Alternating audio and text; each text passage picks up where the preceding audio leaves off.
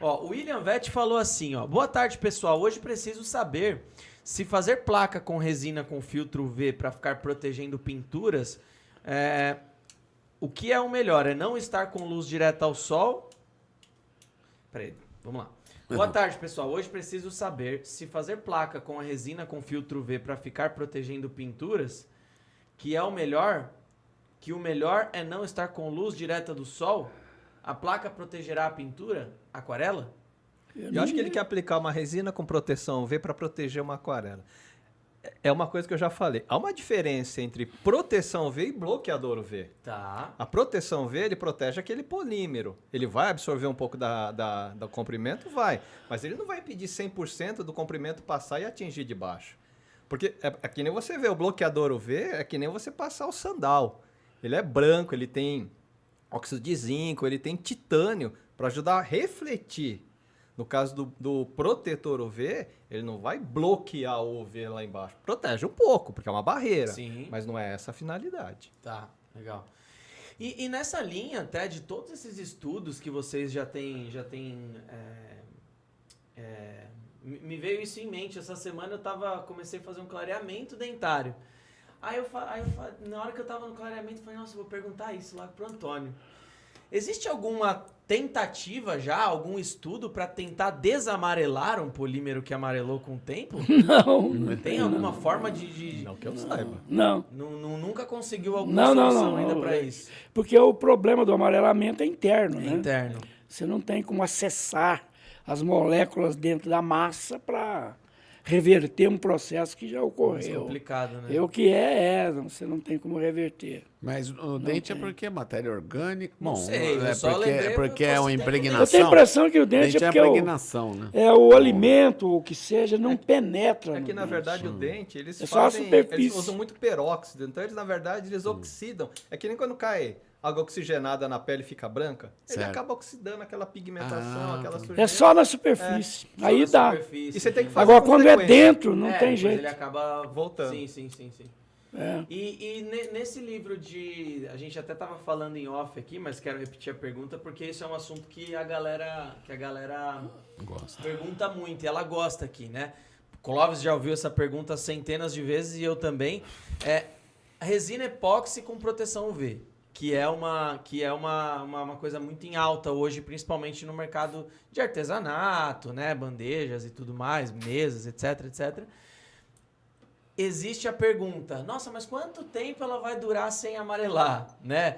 Porque hoje a gente tem a resina epóxi transparente e a gente consegue dar mais resistência para ela ao amarelamento através Do ali absorvedor UV, né? A gente consegue endurecedores com mais resistência, etc. E o sistema fica melhor como um todo.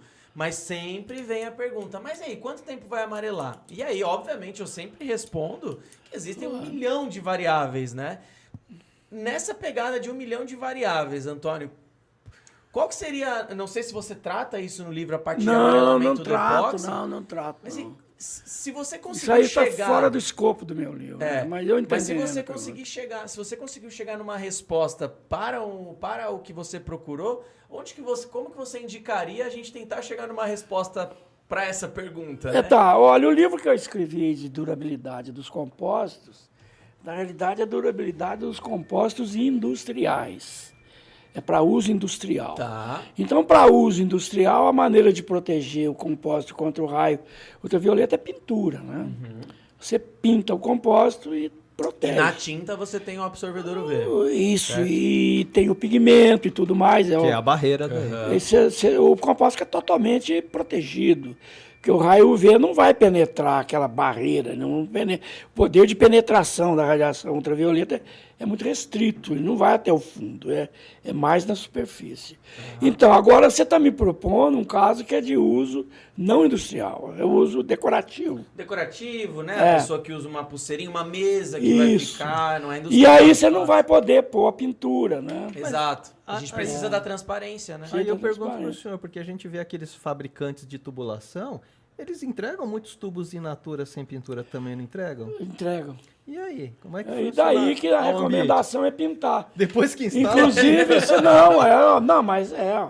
você vê aí tubos que trabalham com cloro, por exemplo, exposto ao sol, com dióxido de cloro, o tubo acaba logo. É por quê? O sol prejudica. O sol, né? então você tem que proteger, põe na sombra, põe uma pintura, põe um gel coat opaco por fora que você protege o tubo, né? Isso é para aplicação industrial. No teu caso, eu tenho uma resposta clássica, que é a resposta que não é da minha especialidade, é para aplicação decorativa, né?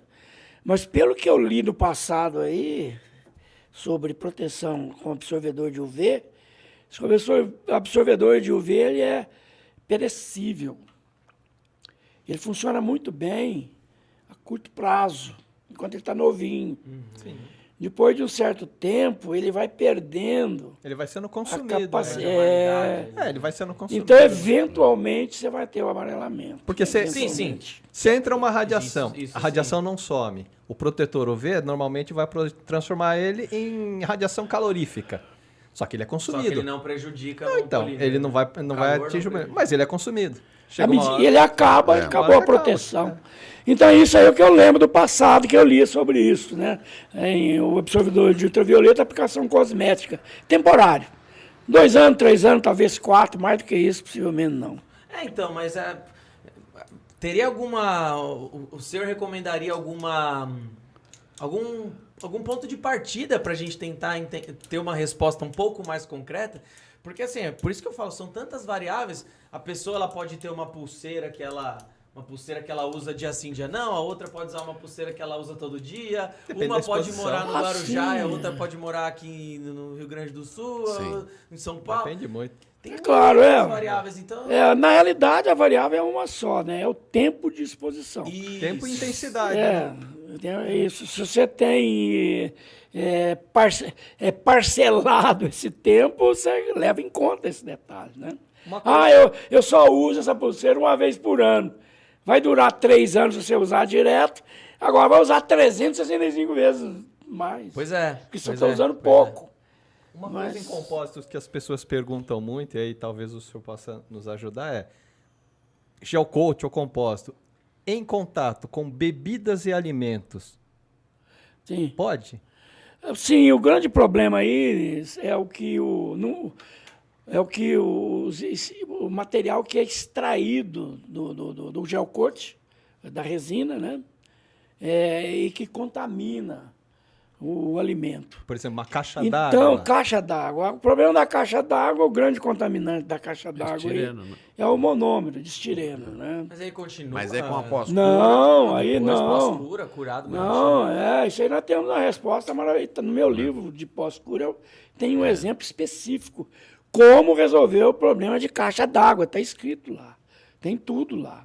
E sem pós-cura. Então é Sem possível. pós-cura. É possível. Sem pós-cura. Veja bem, quando você tem uma caixa d'água de pequena dimensão, pequeno volume, caixa d'água de 500 litros, 1.000 litros, Tá. a espessura da caixa d'água é muito pequenininha. Sim. 3 milímetros, uma coisa E desse olhe tipo. lá. Olha lá. Muito Os mais- pequena. os mais conscientes fazem com O estireno evapora desse laminado em intervalo de tempo relativamente curto. Então, quando você faz a caixa e coloca ela imediatamente em uso, ela está rica em estireno. Tem um resíduo alto de estireno. 3, 5% da massa de resina que tem lá é estireno que não reagiu.